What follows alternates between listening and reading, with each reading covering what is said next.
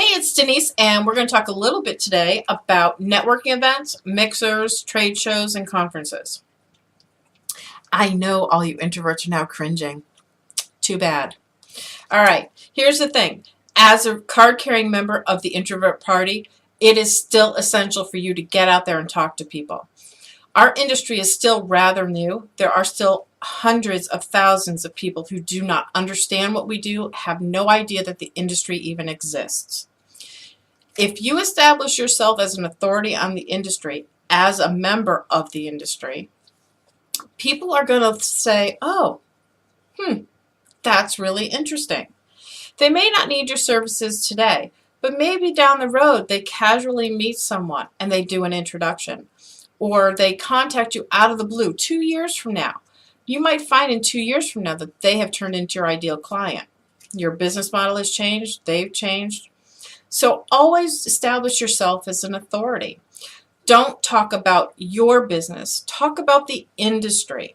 Good things will happen. Before you go to any event, I would highly recommend a certain book to pick up. It is actually by the author of Likeonomics. Good book. It's called Always Eat Left-Handed, and the author's name is Rohit Bhargava.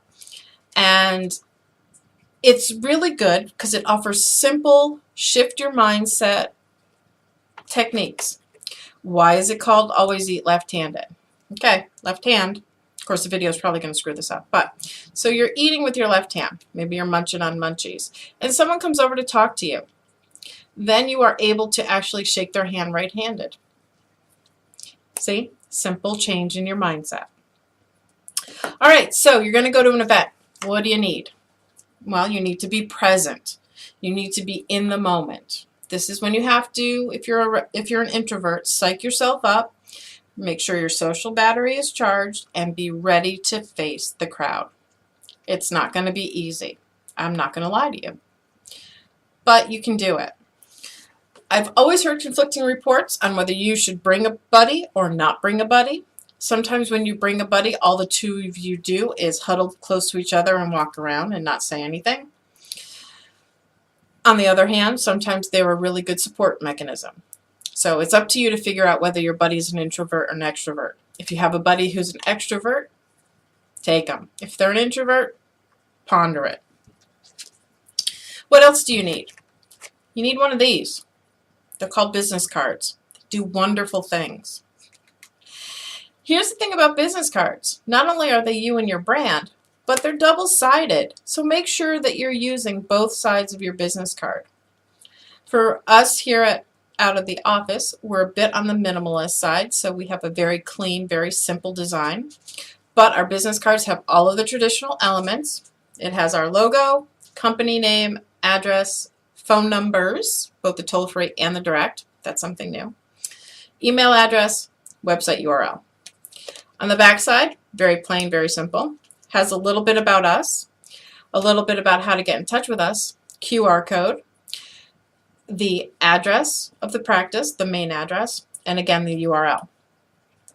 Adding the address was something new that we did with this last batch of business cards, and here's why.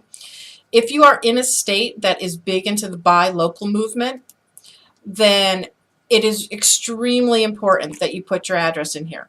People want to know that you're coming to an event that you're local. Vermonters love Vermont businesses. We do not like businesses from other states. Doesn't matter if you're from New York, Massachusetts, New Hampshire, our 3 surrounding states. If you're not from here, you aren't as valued as highly. They are much more likely to connect with the Vermonter. That actually works out pretty well. We were finding that when we did trade shows and conferences, the people were surprised that we were actually from Vermont. So make that a concerted effort, especially if you are in a big buy local area. Okay, back of my card has a QR code. What this QR code goes to is a certain protected area on our website. And on that page, it's a sort of like an About Me page. It has my headshot, all of the business contact information, snail mail address, phone, the info at email address. It also has all of the business social media profiles. In addition, it also has underneath that all of my social media profiles. So it'll have 2 LinkedIns, 2 Google Pluses, 2 Facebooks, one for the company, one for me personally. And we have that for every person that works in the company. Everybody has their own little page. How sweet is that? Now here's the thing. As you're talking to somebody, you want to hand a business card to them. Here's a couple of rules just for etiquette purposes.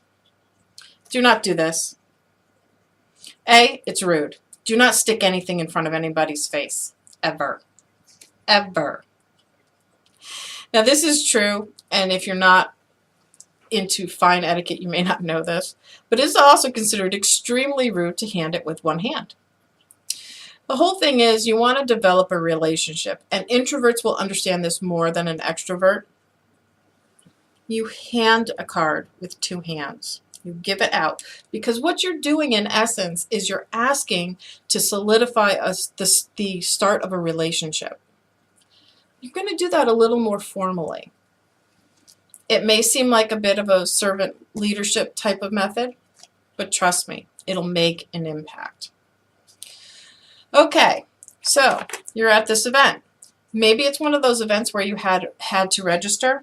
Maybe they gave you one of these little handy dandy, hey, thank you for coming badges. You know what these are good for? It's so people stop looking at your assets. Well, not really. It makes your name bigger because this is really tiny. Go figure.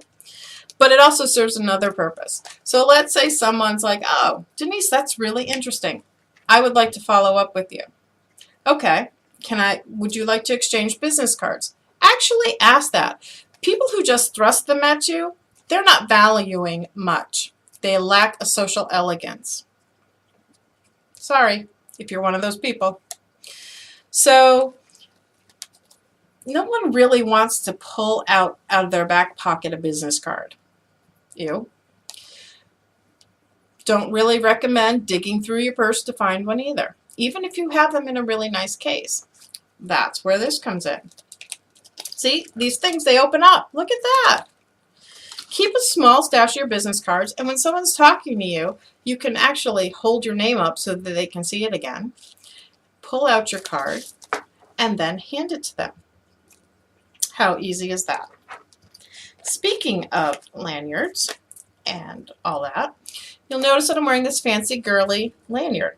Picked it up at Staples, got little green beads on it. Very girly, very cute. Love it. You can find plenty of crafters out there who can make them, or if you're so inclined, make your own. Make it all you. I even have a black leather hippie one, you know, natural. It's all good. Now let's say you didn't get one of these little badges. All right. You still want people to be able to recognize you without staring down at your business card, without staring at your assets. Make your own. So whenever I have one of these, on the back side I always have this. Think of it as your ID badge from back in your corporate days where you had to wear one to get into the building. This is your access to people. Think about it in those terms. This is something I just made in Word, so it's branded to look with all my company logo, colors, and all of that. Has my headshot. This funky, see that QR code? Isn't that cool?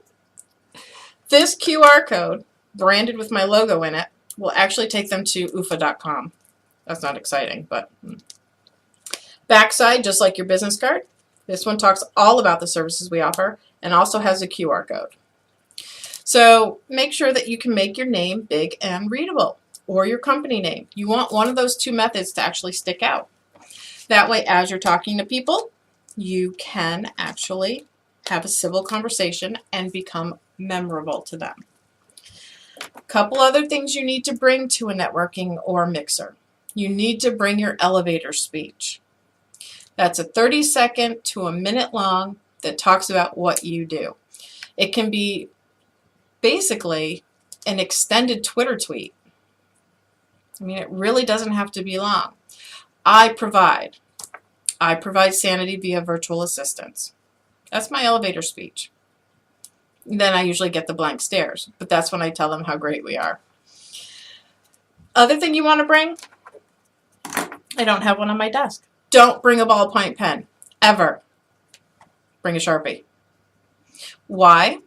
When you bring a Sharpie, you can write on any business card. Now, my business cards are very high gloss. A ballpoint pen will not write on them. Sharpie will. Always bring a Sharpie. And don't bring the big fat ones. Bring the little ones. Oh, let's talk about cash. A lot of these events have a cash bar. They do not have a credit card bar. You cannot pay with Square or Stripe or PayPal here. Make sure you bring cash. That way you can afford to buy a drink or two. I'm not saying imbibe a lot, but you can always get a ginger ale. That's always a safe bet. Make sure to smile. And this is where I fail. I get so intimidated by being there and just having to deal with all these people that a lot of times I seem somewhat unapproachable because I don't smile enough. So make it conscious and then actually start to make fun of yourself. That's got to look funny. And you start, as you do that more, you think about how Eeyore would look at you and just go, oh, bear. And you actually will start to make yourself smile. Force yourself to smile, even if it's not genuine. Once you start talking to people, it will be, so fake it till you make it. Last but not least, and this is always one of those strange ones, especially for women, is wear clothing that is not only appropriate, but is you. Now, I'm not saying go business formal if that is not your style. Now, if your style is total beach bum, obviously you've got to work on that. You know, make something that's presentable. Business casual is always good, but business casual means different things to different people. So wear something that is reflective of you. If you have a wild and vibrant, brazen wardrobe, there is nothing wrong with wearing that. Don't expose yourself. Don't wear low-cut cleavage tops. Don't wear mini skirts that are, be professional about it without looking like a hooker. You're there to do business, not that kind of business. You're there to actually conduct virtual assistant business. So make sure you're presenting yourself positively, because ultimately, especially if you're in an area where they've never heard of the industry, you are going to become the face of the industry. And if you're looking like you should be walking the street corner, that is not the way to portray the industry. Till tomorrow.